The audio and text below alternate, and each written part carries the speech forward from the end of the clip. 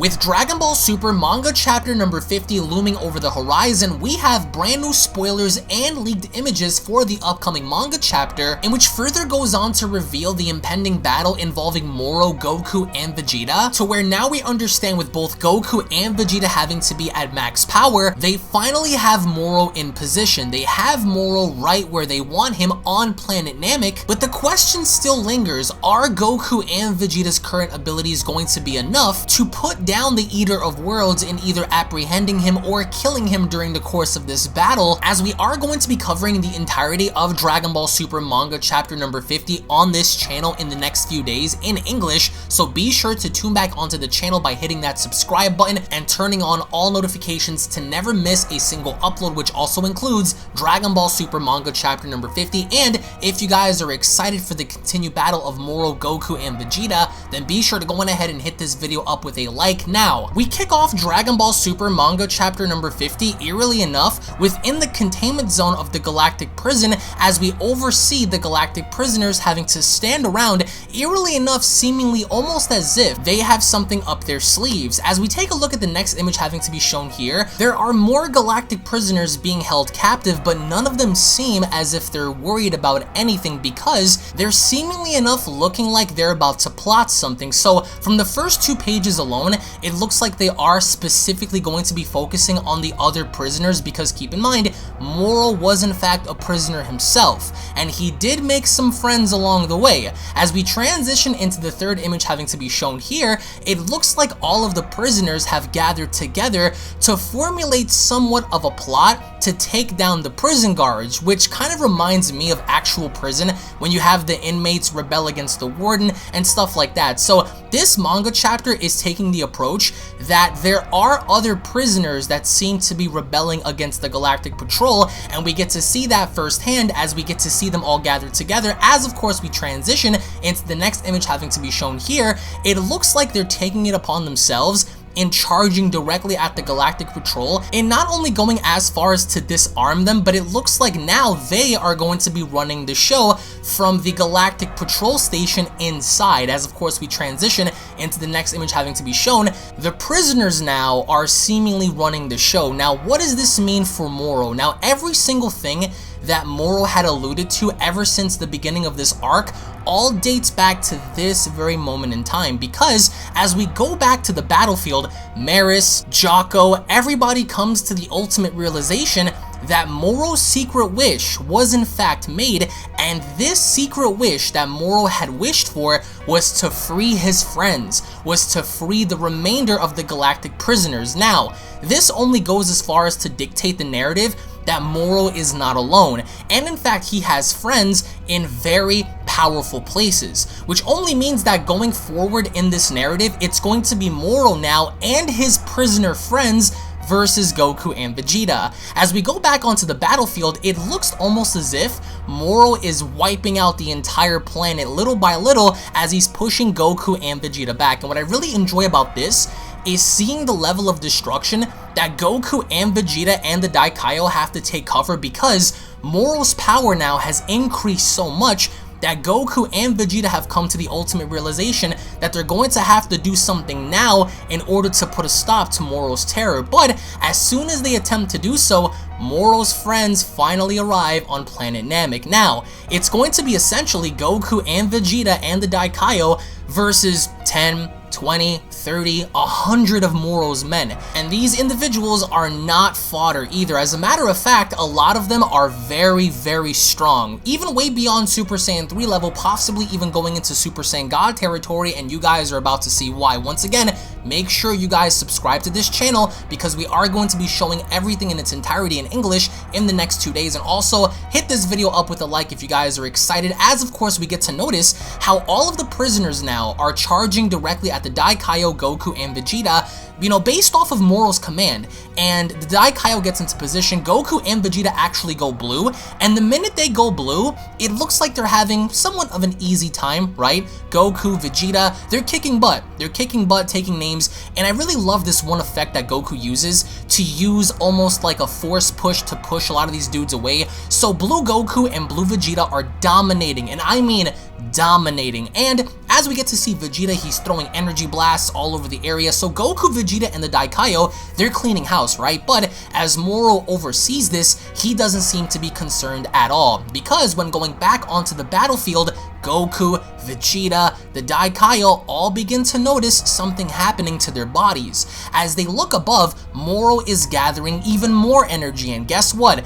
Goku and Vegeta both go from Super Saiyan Blue, eerily enough, back down to Super Saiyan God. So now they're beginning to regress in transformation levels. So going from their strongest back down to like their somewhat strongest level is scary enough, because Moro, while doing this, is draining their energy, and Goku first notices this as he goes on to tell Vegeta, Vegeta, we went from blue back down to God, what's going on? And Goku's pissed. Goku actually charges right in, and we see how Moro is holding this blast up in the sky as he commands one of his secondary strongest to go right in there. Goku charges in, but then Goku goes from Super Saiyan God back down to Super Saiyan 3. So do you see the pattern here? Super Saiyan Blue, Super Saiyan God, Super Saiyan 3, Super Saiyan 2, and it keeps going lower and lower and lower. And the minute Goku goes in there, this individual literally one-shots Super Saiyan 3 Goku, enforcing Goku to go from Super Saiyan 3 right back down to base. And as Vegeta fights in God, all of a sudden, his God powers disappear. So not only does Blue vanish, Super Saiyan 2, 3 vanish, everything is beginning to vanish, and nobody seems to understand as to why. Now, as we oversee Super Saiyan Goku and Super Saiyan Vegeta attempt to fight their best as all of Moro's men are charging in there, Moro seems to be telling Goku and Vegeta something as he's standing above his own ship, and this is very scary because as Moro is getting stronger and stronger and stronger and stronger, Goku and Vegeta are getting weaker and weaker. So we understand, based on Vegeta's assessment in the previous manga chapter, that all they really need right now is essentially Super Saiyan Blue just to get the job done per se, right? But eerily enough, it looks like Super Saiyan 3 now, Super Saiyan God, Super Saiyan Blue, none of this is going to help them in their cause, because no matter how far or how much they try to stay in Super Saiyan Blue, Moro just keeps taking that away from them. And we get to see that as Goku really wants to get in there with Moro, but Goku and Vegeta, they can't do anything to basically get to Moro at all, because his friends, his prisoner friends, they're all getting in the way, right? So as we transition into the next shot having to be shown here, Goku is telling Vegeta, we need to get out of here right now. And Goku's insisting that they use instant transmission, but Vegeta, having to be stuck on his own pride, he doesn't want to go. And we oversee these shadows on the floor, almost as if these individuals, which I'm assuming to be the prisoners, have been totally vaporized by Maris or somebody else. Goku's telling Vegeta, we have to go. We have to go right now. Now, what does this remind you of?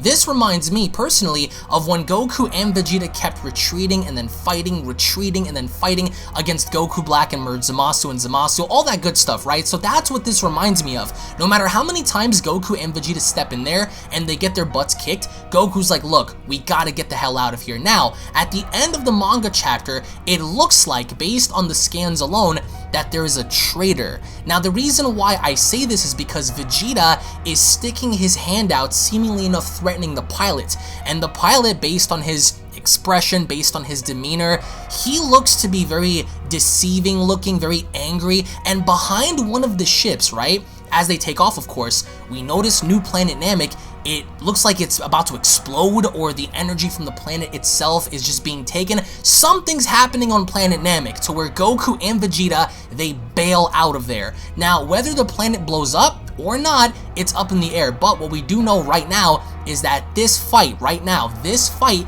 is far from over, because by the end of it, it looks like Vegeta tells this individual something, and he looks to be dead serious about it. So, as we reach the end of the manga chapter, there is so much for us to digest that it just only goes as far as to show that this fight against Moro is not even close to being over with. So by the end of all of this, I want to get your thoughts in the comment section below about several different factors in this upcoming manga chapter, which is number one, do you guys truly believe that Goku and Vegeta possibly possess the necessary abilities and or skill set to further put Moro in his place, or do you guys think that Moro is simply going to hold the upper hand regardless of Goku and Vegeta's strength in this battle, considering the fact that number 1, he has his full magical abilities restored, and number 2, he still has that secret wish that he had yet to reveal to both Goku and Vegeta during the course of this battle. All of this and much more are going to be covered on the channel, so again, be sure to go on ahead and subscribe to the channel if you guys are new. Smash that subscribe button, guys, turn on all notifications, give this video a big fat like if you guys are stoked, ready, and excited for what's to come in Dragon Ball Super Manga Chapter number 50. Tune back in for more. If we do have more spoilers, I will be keeping you guys up to date on this channel, so again, thank you all once again for watching. Make sure you guys also check out my secondary and third channels at Unreal Royale, which on there we're going to be covering lots of other games outside of Dragon Ball, which also includes Dragon Ball Legends and Dokkan Battle, Unreal Network for movie discussions, movie topics, and all movie related concepts, and of course my vlogging channel Unreal Vlogs, which of course is self-explanatory. Thank you all so much for watching, guys. Links will be located down below. Tune back in for the next video, and I'll be seeing you all down in the comment section below. Have a great day, guys. Peace! This is the Galactic Emperor of the Universe, and of course I'm here to tell you to subscribe to UnrealEntGaming. Also follow UnrealEntGaming on these social media platforms to stay connected at all times. And if you don't, then very soon you will all be dead! Oh, did someone say UnrealEntGaming? Oh my god. The fuck's up, on? Put on some clothes! Well, why don't you put on any clothes? What? I don't need clothes. Jesus Christ, that's huge! What, Broly? Freezer. Uh-oh. Prepare to die!